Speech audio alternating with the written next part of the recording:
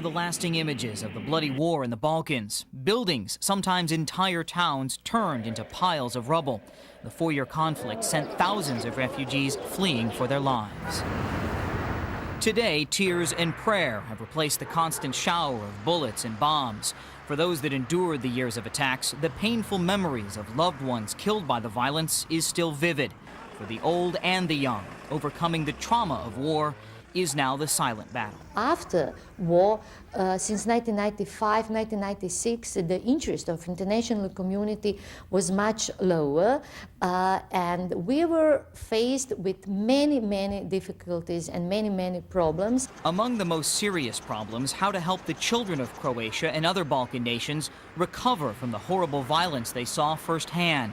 Many children have lasting emotional scars. Some cannot sleep, others have nightmares. In the worst cases, children have stopped talking altogether. Entire communities have been displaced, leaving some children in unfamiliar surroundings. We know that when there's community trauma for children, that means there's community trauma for everyone. Dr. Lark Eshelman is an expert in clinical therapy for children. She is part of a team of psychologists and therapists from the United States and Croatia who are learning how to treat children with post-war trauma. We decided to bring these professionals together so we could learn from each other at the same time that we're working with the children who need our help. But the exchange would not be possible without the support of Rotary International. The Service Club's network of business and professional people has created a partnership that extends half a world away. We found that some professionals and Rotarians in Lancaster, Pennsylvania were interested in helping people in Croatia after the war. The Zagreb Rotary Club was looking for help for the children here also, so it was a natural collaboration. Now, a $420,000 grant from the Rotary Foundation has helped to create this new community center in Zagreb. Here, some 2,000 children will receive counseling and care.